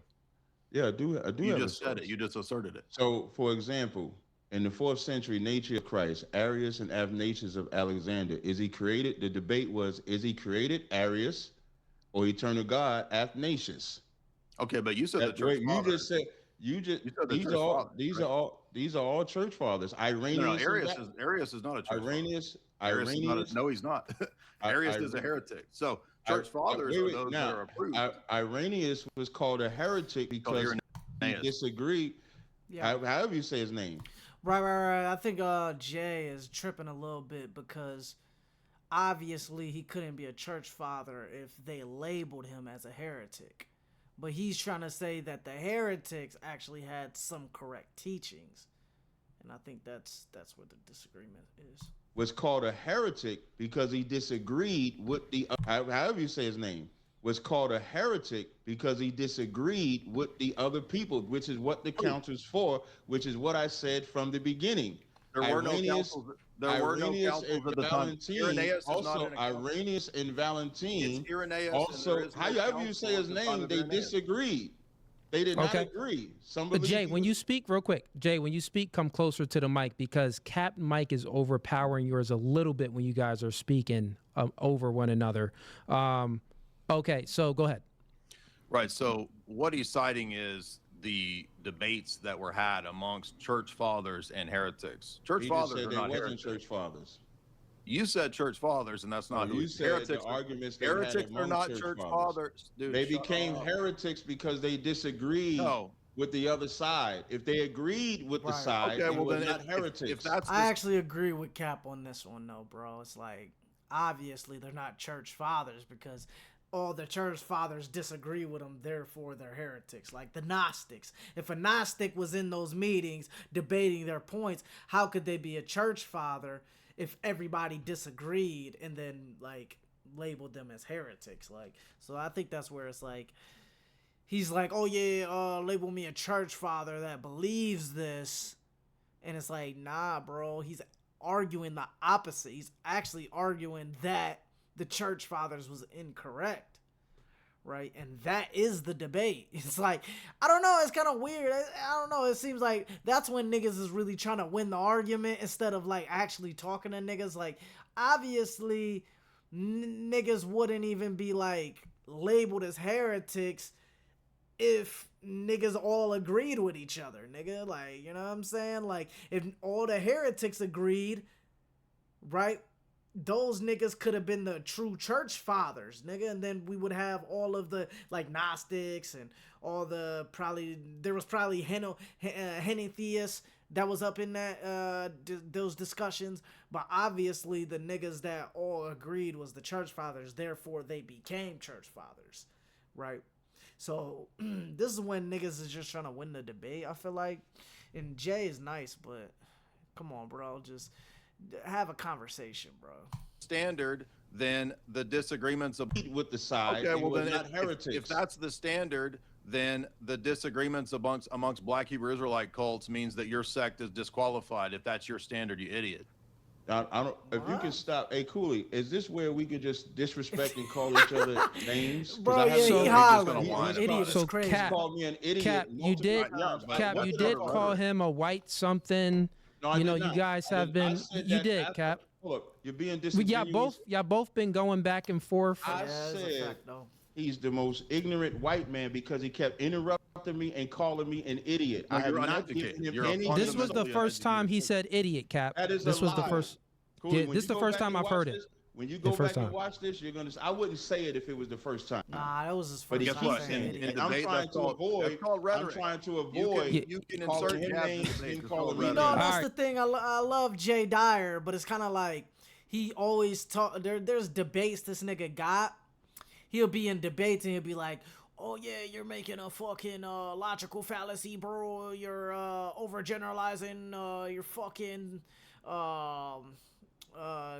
you're fucking straw manning, bro. And he'll call out every logical fallacy. But then when it comes down to like what he just did was an ad hominem, nigga, then it's like, bro, you throwing that logical fallacy right there, nigga. Like, fuck are you talking about, son? Like,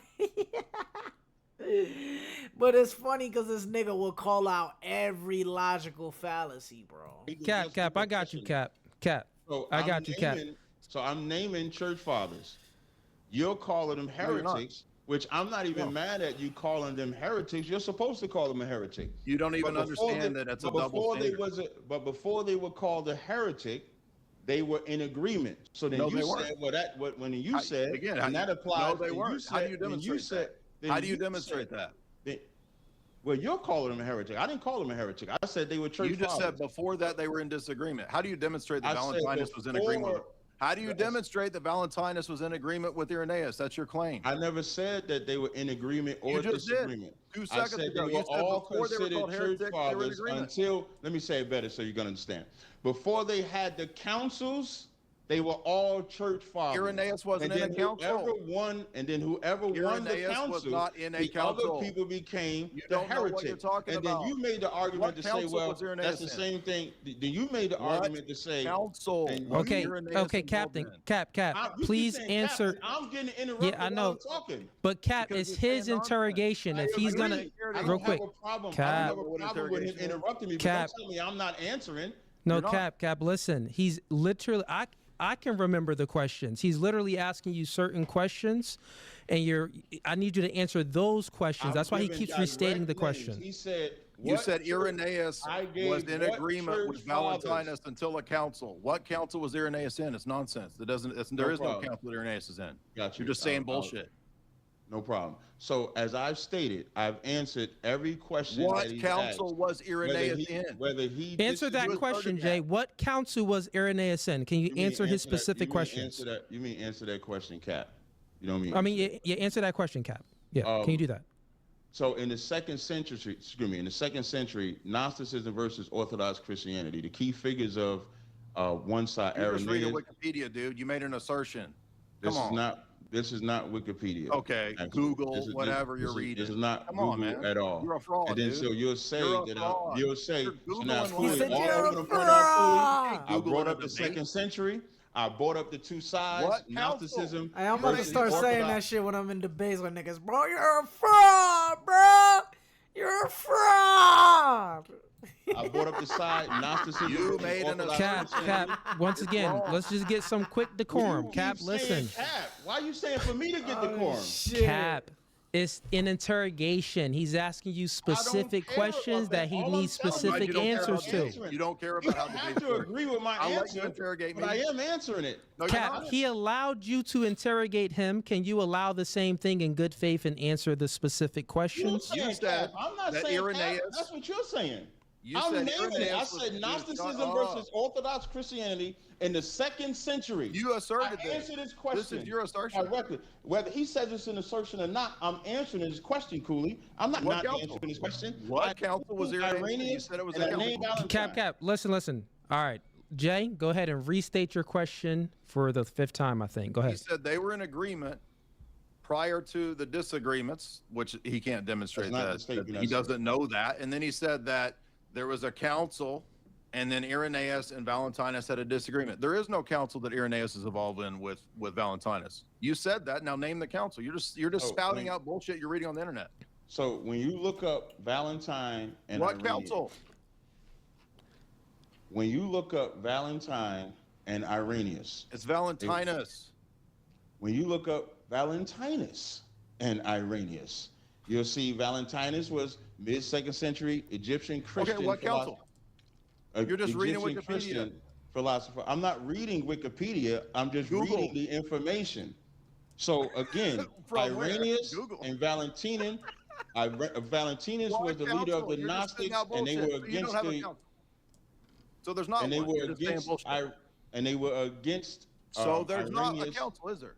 What's the You name of the council? cannot. If you're having a battle, that is what the Because you don't have councils were. one. You're just saying bullshit on the internet. You said I'm you not talk saying faster than bullshit you on the do. internet. Anybody can look this up online. Okay, look. Well, tell me you'll the see- council. You got it on. You got it online right now. But the title of it says even Irenaeus even wrote a book. What council? Irenaeus wrote Against You Heresies. said a council.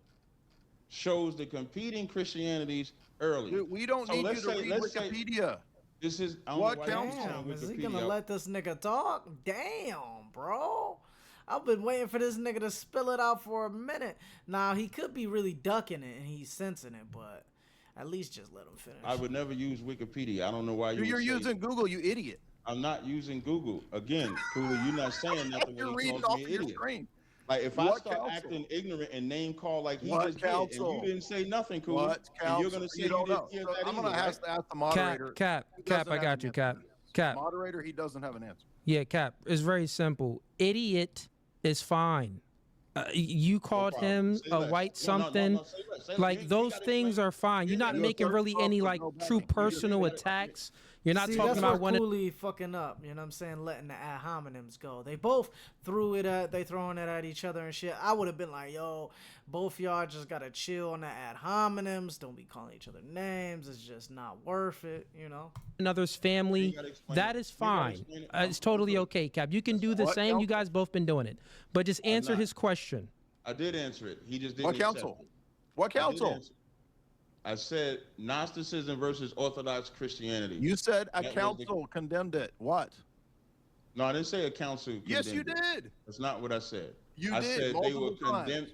I said they were condemning whenever. No, I'm not. When you go back and listen, I would say they would be. I didn't even use the word. I didn't use the word condemn. You're gonna get clipped. I used it's your gonna get word clipped. You saying when council, said dude. heretic. When your dumbass said heretic, I said they became heretics because they disagreed. In a council. Others. I named in others. a council. You're walking it back because you're wrong. Just admit you're wrong. I named other you made a people. mistake. That's why you would have the Council of Nicaea when they would debate. Is Jesus Nicaea's 120. It's 150 years after. They're all considered church fathers. You said Irenaeus in a council. All of these people are considered church fathers, and none of them have the authority on the Bible. They're not. I can't help it. Patristic writers are not church fathers. Like when it says listening is an art. All right, fellas, listen. Let's have some decorum for the audience. The audience. Yeah. The audience needs to hear exactly what's being said. I kind of let it rock because, I like the blood sport, but let's have some decorum real quick. That actually interrupts when somebody talks. That's him. It's called an interrogation, and you got busted because you're bullshit. You're just repeating ChatGPT. When I interrogated you, I gave you the respect, which you I didn't. No, you didn't answer. To respond. You're I did just not yapping. interrupt you in it's your called answer. Filibustering. I disagree with every answer that you gave, but I did not interrupt in your answer. Of course you did. I did not. When you go back and watch it, when I interrogated you about Romans 9, XYZ, I did not. What council? Dude, you've already lost. I answered the question. You've already lost. What council? You said council. I answered. So you don't have one because ChatGPT didn't tell you. I answered the question. You use a ChatGPT. If listening is you uneducated idiot using ChatGPT. Like we wouldn't know. Like we wouldn't know you're using. I'm not even using ChatGPT. Oh, I have a whole PowerPoint on the subject. Yeah. I have a whole PowerPoint. I just got on my phone. You said a council with niggas is over here just ad hominem, bro. Get to the that debate, nigga. Which was what? 325, 381. Excuse me. That's 150 years after Irenaeus. It doesn't matter.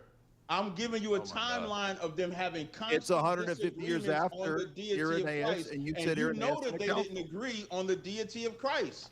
Some you said Irenaeus in a council. Some believe he was versus created. Valentinus. Some believe he wasn't created. That requires a council. And when the council believes that he's a deity, then the people that believe he's created. Can we go back to time? Let's go back to time. Yeah.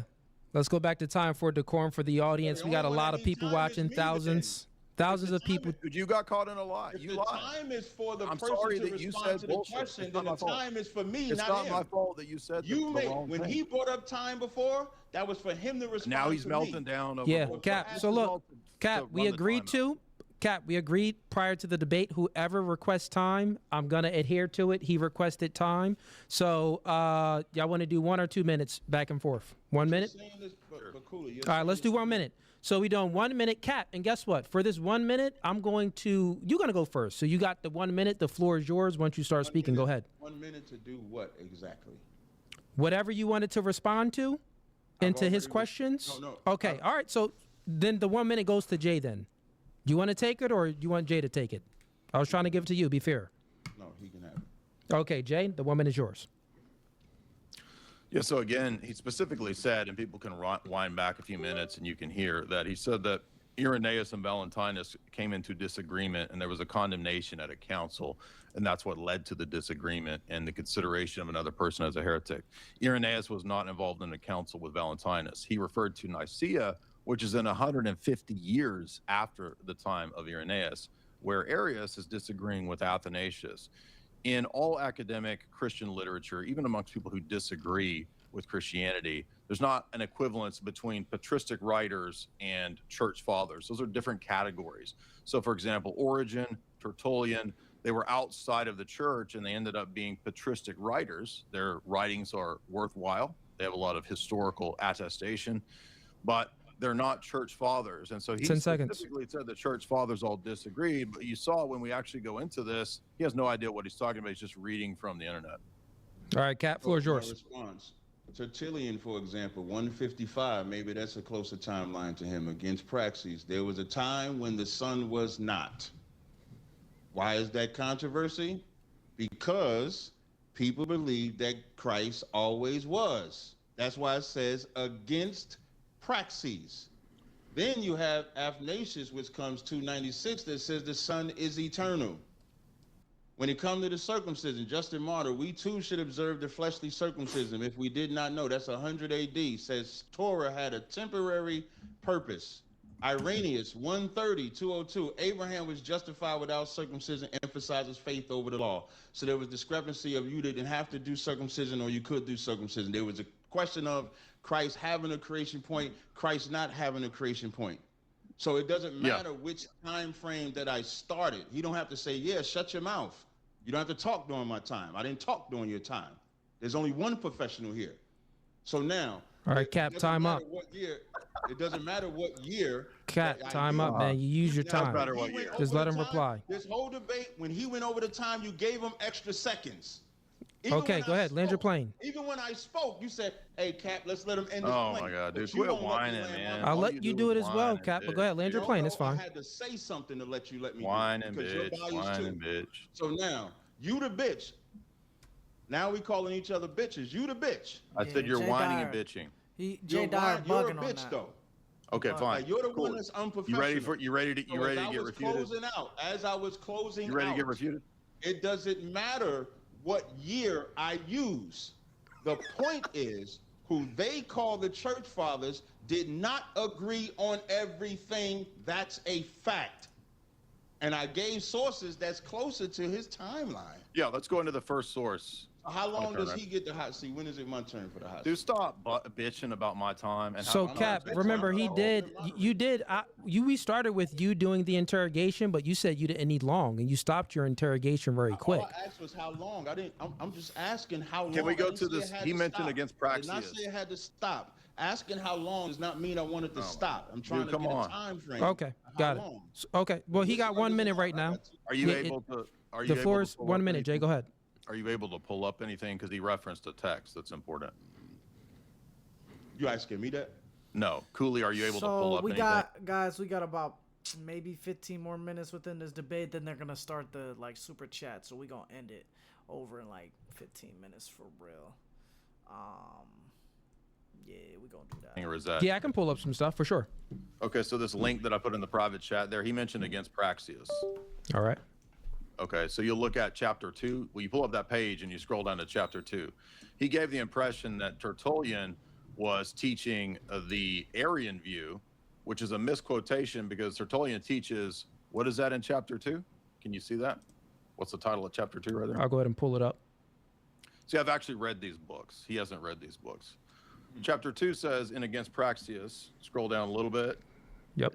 Let's just read this title. Chapter 2, the Catholic doctrine of the Trinity and Unity, sometimes called the divine economy, or the dispensation of the personal relations of the Godhead. So notice this is 150 AD, which he tried to misquote as a reference to Arianism. He doesn't even know that this book is a refutation of the modalist position, which is his Unitarian position. And he calls Praxeas the modalist who believes that there's only one person in the Godhead, a heretic. The very book that this idiot is citing from is a defense of the Trinity, the Catholic doctrine of the Trinity in 150 AD, which is what he cited. So this actually refutes everything that he was arguing. He doesn't even know the sources. All right, Jay, that's your time. And Cap, if you need me to pull up anything, I will. There's a saying, I rarely shout this man out, but Garfield said you die on your source. I didn't bring this up to say whether they believed in Trinity or not. I brought it up for that. Again, the dumbass is talking while I'm talking. And he doesn't even understand why I brought it up. You are supposed to shut your fucking mouth. Go ahead, Jay. Let him get it for the minute. Go ahead, Cap. Cap, you got the minute, man. It's yours, man. Go ahead. Say Cap, because you ain't saying nothing. The 2 times he interrupted, I have not interrupted him. So I can tell him to shut the fuck up. That's what I got you, Cap. I'm just running the time. I paused it, but go ahead. Continue. On your source. This wasn't about the Trinity. This was about the divinity of Christ. So when it says there was a time when the Son was not, and then he mentioned Arianism, which lets you know that there was a sect of people that did not believe that Jesus was divine. They believed that he was the physical Son of God that became divine when he ascended. So now that's another disagreement, which is my point. But you would not see the apostles disagreeing like that. But you will see them disagreeing like that. So you had some of the church fathers that said Christ had a creation point. You had some that said he did not. That's what I said. I didn't say whether they believed he was God, whether they believed in the Trinity. My argument was only that they disagreed on if Christ was created or not. So your source does not help you. It hurts you because it shows how stupid you are, because I was not talking about Trinity. We can talk about it if you want. I'm done. All right. Yeah, Go ahead, Jay. again, this is a fundamentally stupid person. I specifically said that it was ironic that you Bro, brought... Jay, bro, why are you hollering like this, bro? I ain't gonna lie, bro. It's just making, it just doesn't look good on your part, bro. Like how many times you call out erudite for her logical fallacies and stuff like that. It's like, dude, you're throwing ad homs all day. this up because it's a document written against both errors of the Paul of Samosata view that Christ was a mere creature. This is before Arianism. It's what would become Arianism. And he's mainly focused on Praxeas and his Sabellianism. So it shows that the Trinity doctrine was taught right here in chapter 2, clear as day. He doesn't teach the Son is a mere creature if he teaches the Trinity, you idiot. That's the whole point of chapter 2. So you're a blasphemer and a dumb person who can't understand grammar and doesn't even know the writings that he's sourcing. So when you read this writing, this is a early reference to the multiplicity in the Godhead and the unity of the Godhead. That's a refutation of both the Arian, or what would become the Arian position, and the Sabellian position. That's what I said. You haven't actually read this because Tertullian consistently defends the deity of the person of Christ. When the church fathers, not heretics, not the Time, Jay. Time. When they You can finish the last sentence. I'll do the same thing for Cat. when they speak of Christ's human nature being created, that's his human nature, not his divine personhood. It's a both and, like Romans 1 says. All right, Cat, floor's yours. So the more we talk, I want everybody to pay attention. Remember, my argument was that the church fathers didn't agree. And the more we talk, the more because he want to make it seem like he reads everything, the more he tells y'all more people that didn't agree, more people that didn't get along, more people that disagreed on the divinity of Christ, this come, that come, which was my point. But in the Bible, Paul says he's the Son of the Most High. Peter says he's the Son of the Most High. The demons say he's the Son of the Most High. Christ says he has a God in the Bible. So I would never believe the church fathers. Christ said, I go to my God and your God. I go to my Father and your Father. So how can Christ be God if he got a God that he's going to? Christ in John 17:3 says that they might know the one true God, the Father, and the Son whom he sent. So the superiority 10 is seconds. the Bible. The church fathers is ass. They are trash. They are nothing, because they blaspheme every time they make Jesus the Most High God. You good? Want to finish your sentence? Go ahead, man. Oh, no, that was good right there. You're good? Okay. Jay? Yep. Yeah, I think he thinks that yelling and acting like a preacher is the same thing as a debate. And so he doesn't understand internal critiques. He doesn't understand when I'm showing his position to be inconsistent from his own dumb argumentation. So again, as I said, when I asked him earlier, which he blew past, he never even attempted a response. I specifically said to him, we don't know the pedigree of who Matthew was of the Gospel of Matthew. And I can undercut this whole thing to point out that, guess what? The church fathers are the one that put the Bible together.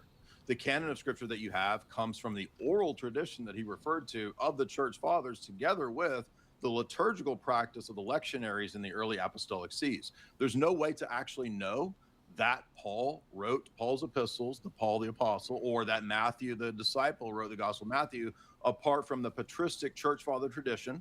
Even Protestant scholars like F.F. Bruce or Lee McDonald all admit that you have to have this oral tradition that comes from the church fathers and the apostolic succession in the important bishoprics and sees. And so I ask him again, How do you know that you have the right canon of Scripture, given that Time. the church fathers put the Bible together?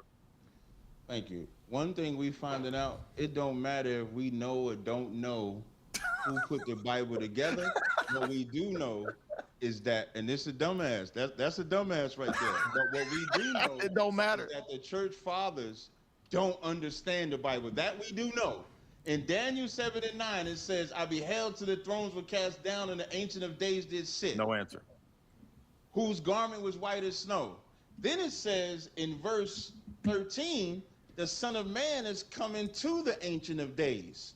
So when they say that Jesus is God or Jesus is the Most High, if the Ancient of Days is the Most High and the Son of Man is being presented, there is no verse that calls Christ the Ancient of Days. This so is a that two-quote means there's a time, again, dumb nigga talking. Moderator, Look at moderator, dumb nigga talking. Look I at asked this him a dumbass question. talking. Look at Yeah. this I asked him a dumbass question. talking.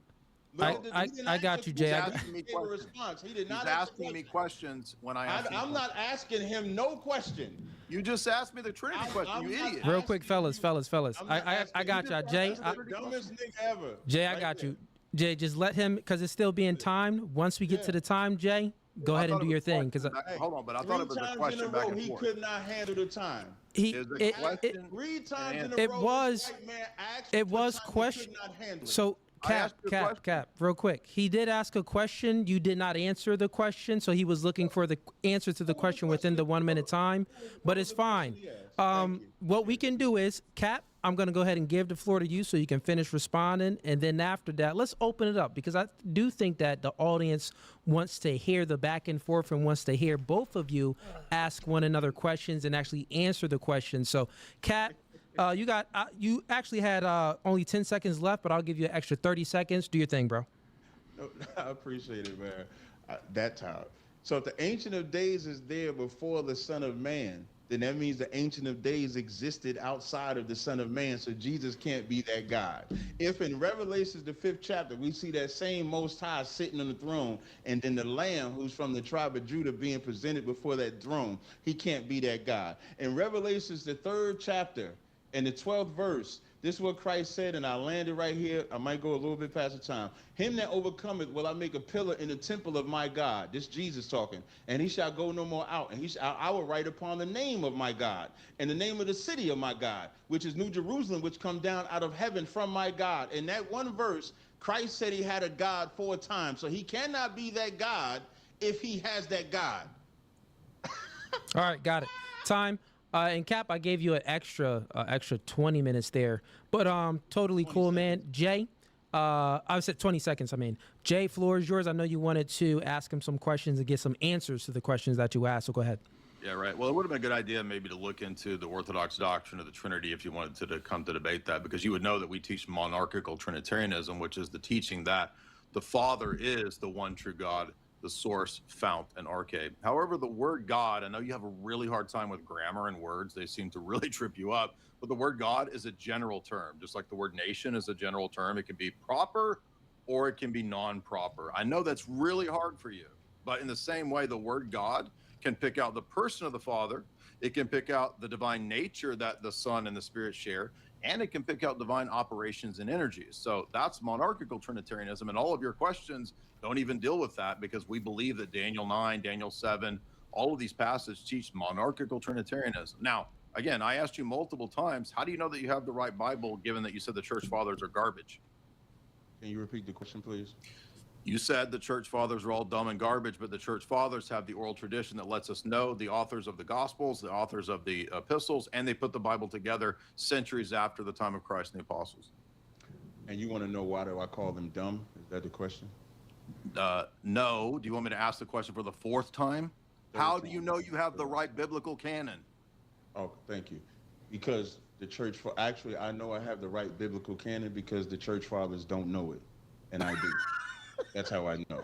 Because when I look at what the church fathers are saying, when the church fathers are saying that there's that was crazy, bro. I ain't even gonna lie, Cap. That was crazy. Like how, bro, Jay's basically saying you're dependent on the church fathers because they was the one who's put the Bible together, bro. Trinity, what the church fathers are saying. When the church fathers are saying that there's a Trinity in the Bible, But when I read the Bible, I don't see Trinity. I know that the church fathers don't know what they're saying. And I know that the Lord will put his spirit, just like he put his spirit on Judas to do his job. He put his spirit on Saul to do his job. So having people maintain the records does not mean that you understand it. In the book of Amos, the 3rd chapter, it says he revealed nothing except to his prophets. So having the Bible in our hand, you know what they created? They created a white image of Jesus, even though the image that they have of Jesus does not matter. So just because they have the records and they portray and they give us something does not mean that it matches biblically. That's why Paul said, let God be true and every man a liar. So the Orthodox Church are dumb and they're liars because nothing they teach can be substantiated in the Bible. There's Jesus, this Trinity. There's not even a verse that says Trinity. Not even a verse that hints at Trinity in the Bible. But that's what the church fathers believe. Okay. I have a question. Is there a verse that says what the Bible is? Yeah, the Bible is I'll use the verse Romans 15. No, what is in the Bible? Where's the verse that tells you Bible? I don't know if there's a verse that tells you Bible. Okay. What I would say. So now a double standard. I would use probably Torah, because it means law or instructions. And like Paul said in Romans 15:4, whatsoever was written aforetime was written for our learning, that through patience and comfort of the scriptures we might have hope. But that understanding, even Christ said, I'm glad that he kept this from the wise and prudent and gave it unto babes. Why did that matter? Okay. Because even the Pharisees during Christ's time didn't understand it. Even Peter, when Peter was speaking and they saw the boldness of Peter, they knew that he rode with Christ. And what did they call them? Wait, what did they call them? Next question. They called them unlearned men. Filibustering. But even though they were called, that's not unlearned, that's in the Bible. Even though they were called unlearned men, you are just filibustering. You are yapping. They had Christ with them. They had the power to heal. They had the power to take life. It's not a sermon. It's not sermon time. Even though they were called this is not an answer to the question. So the church fathers are dumb, and you're dumb. We know you think that, but you're dumb. That's why you didn't answer. Fine, I'm dumb, right? Which is funny because that's why you can't answer a dumb person's question. How dumb does that make you? I answered the question. You said how did they keep the record, and I asked it. Okay. I answered it. I have a question. Don't get mad you didn't like the answer. Can you restate what my argument was about the canon? Your argument was, how can the Orthodox be dumb when they the ones that retained and restored the canon, gave identity to like Matthew, Mark, Luke, and John, because they didn't have an author. So how do I know that the canon that I read is? And what is your answer? Canon? Right. What's your answer? And my answer was, them teaching what they teach, and then me reading the Bible lets me know that the Bible is true. That was my answer. And then you chuckled at it because you said, "No, I'm asking how you know you have the right Bible." Because y'all don't teach it right. I just answered that, and then you laughed. Like you laughing now, and then I went into. You don't understand again. You don't understand. So how do you know that you don't have the wrong Bible? And the first thing I said. How do you know that you don't have the right Bible? No, I know that I have the right Bible. How? Because here's maybe you'll understand this. How? When you go, I'm about to tell you. So when you go into the Hebrew or Greek that it was originally written, you don't know those languages. Then compare you don't know those languages. Can you speak Hebrew? I didn't claim to. You did. Wait, speak Hebrew. I don't claim to. So why did you say I don't know the language if your dumb ass? Because you don't know basic. Because you don't know English grammar. I would have been impressed if you don't know English grammar. I would have been impressed because you don't know English grammar. Hebrew. Even I can say Shema Yasha'Allah Yahweh Allah now Yahweh. That's not speaking Hebrew. That's a memorized phrase. I just gave the credo. Hear, O Israel, the Lord our God is one. Even I can speak. I just backfired on your dumbass. That's how you know you're a dumbass nigga. That's this is a con man. Because you can't even speak the language that you're telling me I can't speak. So when I say I go into the language and then you respond by saying you don't know the language, you can't even speak it. You're a con man. You asked me a question of something you can't even do yourself. Why do I have to be? I didn't claim to be able to. As I was answering your question. You don't speak these languages because you don't know basic English grammar. Listen, so as I was saying, are you saying that you do speak English and Greek? When you speak English and Greek in the original language that it was written in, do you know those languages? The language. Do you know them? I don't believe you do. Look at the English. you can compare and say, okay, I don't this is the believe you Greek know those word. languages. This is I what don't you believe go you. to that word. Okay, But fellas, let's let one spoke another land their Hebrew, though. plane. I just spoke You Hebrew. literally think that proves that you I just speak spoke Hebrew by Hebrew. reciting a memorized If I phrase. can speak it, then that means that I had to go somewhere to Oh my learn God, it. dude. That I had to go somewhere to This is read the it. dumbest person I've ever I talked can't, to on the I internet. can't believe this. Alrighty, guys. I think we got enough of this.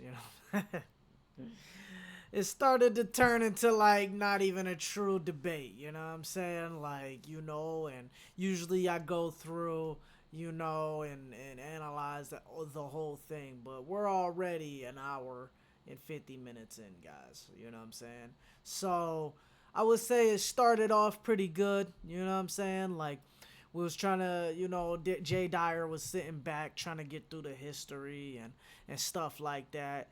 The history in terms of what Cap believes, right, in terms of the Hebrew Israelites.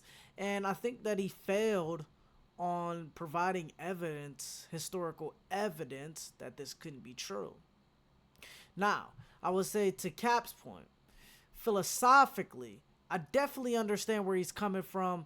The question is, how can Jesus be God if how can he be God and God's son at the same time, right?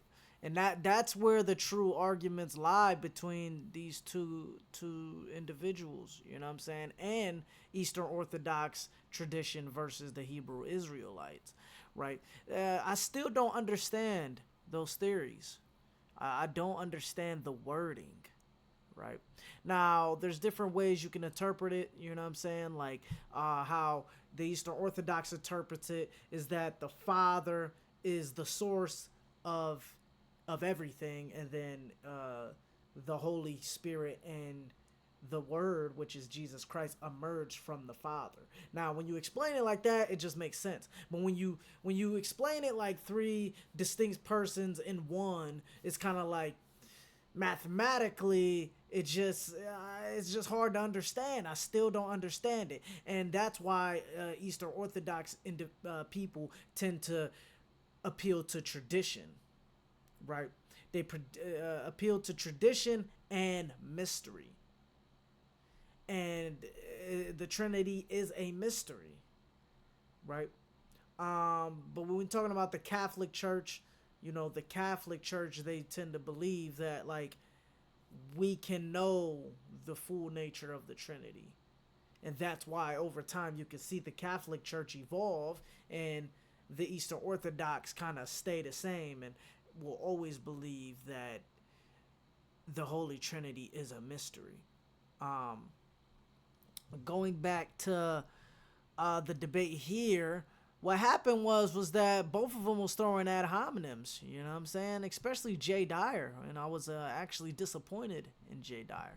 I rock with JayDyer. He's definitely an intelligent, philosophical individual. He was throwing too many ad hominems. He was calling him a bitch. He was saying he was stupid, and Cap came back too, and was saying his one too. You know what I'm saying? So they both was just going back and forth, which ruined the debate, and that's why I kind of didn't want to sit through the rest of it. It just didn't make sense for me to do it. I think we got most of their arguments in place. So yeah, man. I appreciate y'all for watching this vid with me. You know what I'm saying? I'm gonna sit back and post this tomorrow. So if you guys missed anything, go ahead and check this vid out.